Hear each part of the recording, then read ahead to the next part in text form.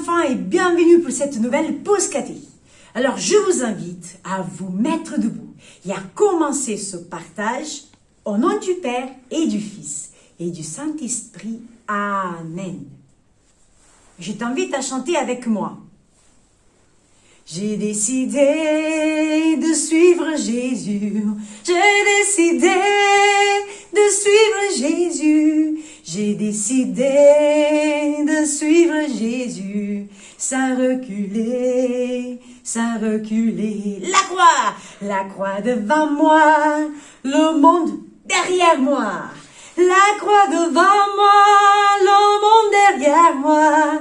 La croix devant moi, le monde derrière moi.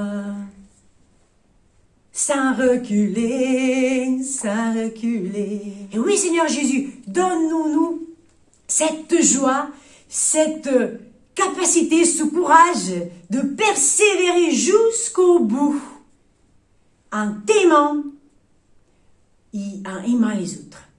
Au nom du Père et du Fils et du Saint-Esprit. Amen. Les enfants, qu'est-ce que Jésus a fait une fois qu'il a choisi ses disciples? Comment il a continué sa vie? Jésus, il continue sa mission. Continue d'annoncer l'amour de Dieu son Père pour tous les hommes. Les foules accourent de plus en plus nombreuses pour l'écouter, mais aussi pour se faire guérir. Il y a même des docteurs de la loi qui cherchent à le connaître. Ceux qui sont les docteurs de la loi, eh bien, ce sont des hommes qui connaissent bien la parole de Dieu. Eh bien, alors, cherchent à observer Jésus pour voir ce qu'il dit et ce qu'il fait, eh bien, correspond bien à la parole de Dieu. On dirait un peu qu'il le tient sous contrôle. Et qu'est-ce que se passe ce jour-là?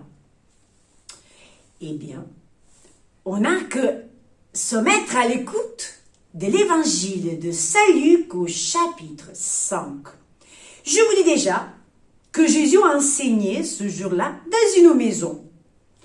Et il y avait tellement de monde qui, voilà, l'entrée était carrément bloquée.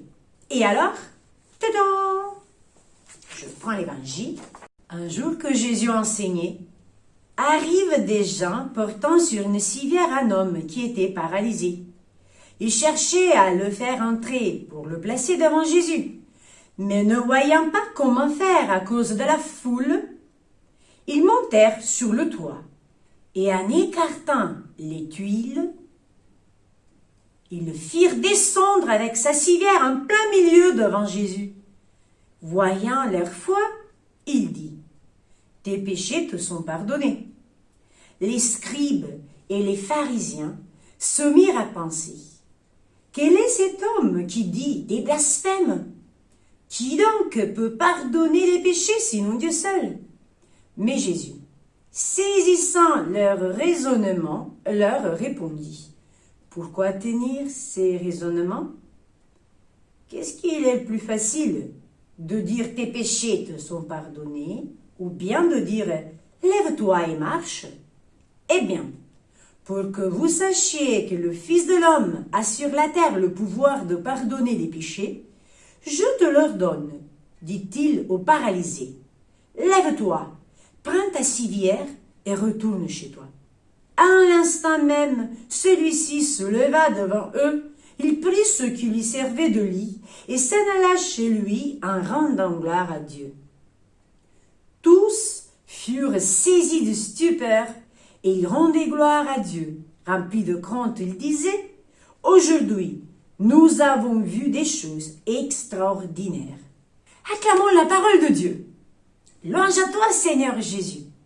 Ce qui c'est étrange, c'est que l'homme paralysé, une fois qu'il est devant Jésus, il ne dit rien. Et les copains qui l'ont amené ne disent rien non plus. Mais l'Évangile nous dit que Jésus, voyant leur foi, eh bien, Jésus regarde la foi de ces hommes qui amènent leur ami. il voit qu'il vraiment a sa confiance en Jésus. Il vient qu'il aime cet ami, cet homme, et il voudrait bien qu'il soit guéri de cette maladie qui rend cet homme paralysé, collé à son lit, sans pouvoir bouger, faire que ce soit. Il le présente à Jésus avec la certitude qu'il puisse le guérir, le remettre debout. Eh bien, Jésus n'hésite pas. Mais avant de guérir son corps, Jésus, qui regarde de loin, il regarde son âme, il regarde l'âme de cet homme. Et il voit qu'il a besoin d'une guérison encore plus grande, celle du cœur. Et du coup, il dit, tes péchés te sont pardonnés. Mais dès qu'il prononce ces mots, eh bien, comme je vous avais dit précédemment, il y avait des docteurs de la loi, des gens qui connaissaient bien les Écritures. En écoutant ça, ils commencent déjà à s'agiter un peu. Ils sont bouleversés. Parce que ils savaient qu'il n'y a que Dieu seul qui peut pardonner les péchés. Du coup, c'est Jésus dit, tes péchés te sont pardonnés, ça veut dire que Jésus se prend pour Dieu. Eh bien, Jésus, il est Dieu. Et alors, puisque Jésus connaît les cœurs, et il voyait un peu cette agitation, cette récrimination, ce manque de confiance, Jésus dit, il pense de leur donner un petit signe. Elle leur dit, qu'est-ce que c'est plus simple pour vous? Que je dise, tes péchés sont pardonnés, ou lève-toi et marche? Afin que vous sachiez que le Fils de l'homme, c'est-à-dire moi, a le pouvoir de pardonner les péchés, je te l'ordonne. Regarde cet homme et lui dit, lève-toi et marche. Ce paralysé, il a confiance en Jésus. Il obéit à Jésus. Il se met debout, il prend sa civière et tout content, plein de joie, il rentre chez lui en rendant gloire à Dieu. Voilà, il a un cœur capable de dire merci. Et alors, les enfants, ça, moi, ce que me donne de plus dans cette histoire, c'est déjà, on peut comprendre la joie de cet homme. Il avait 2 paralysies. Je ne sais pas si c'est dit comme ça en français. Bon, il y avait 2 choses peut-être paralysées. Un peu le cœur, à cause peut-être de son péché. Vous savez, le manque de pardon, comme des autres péchés, peuvent nous renfermer sur nous. Et en plus, il ne pouvait pas bouger. Et moi aussi, si j'étais collée au lit, sans pouvoir bouger même pas un doigt,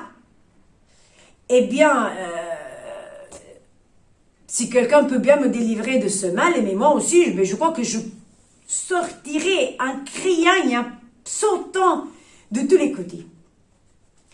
Jésus, il voit la nécessité de cet homme, voit la foi de ses amis. Et il opère cette guérison, cette double guérison. Ce miracle vient nous apprendre que Jésus peut pardonner les péchés et guérir les cœurs. Aujourd'hui, ce sont les prêtres qui peuvent dire au nom de Jésus, tes péchés te sont pardonnés. Jésus, toujours vivant, agit par les paroles des prêtres. Il pardonne les péchés et purifie les cœurs. Les enfants, qu'est-ce que on peut tirer pour aujourd'hui? Nous avons cette grâce, cette chance de pouvoir être pardonnés de tout péché. On a ce très beau sacrement, que c'est le sacrement de la pénitence, de la réconciliation, cette fête de la miséricorde, où Jésus vient par les prêtres pardonner nos péchés et renouveler nos cœurs. Si ça fait longtemps que vous ne vous êtes pas confessés, ne perdons pas de temps. Chut, on court voir un prêtre. On va demander à Jésus de venir guérir notre cœur. Pour aujourd'hui, c'est tout. Pour les enfants qui ont le parcours Vivre un enfant de lumière, vous avez la fiche numéro 19. Comme d'habitude, vous aurez aussi une activité dans la description en bas que vous pouvez télécharger. que Jésus puisse se trouver en nous une foi comme celle de ce paralysé, que nous puissions, comme les amis de ce paralysé, eh bien, présenter nos amis, même ceux qui ne croient pas trop, à Jésus et lui demander de les renouveler par la puissance de son amour. Au nom du Père et du Fils et du Saint-Esprit, Amen. À bientôt.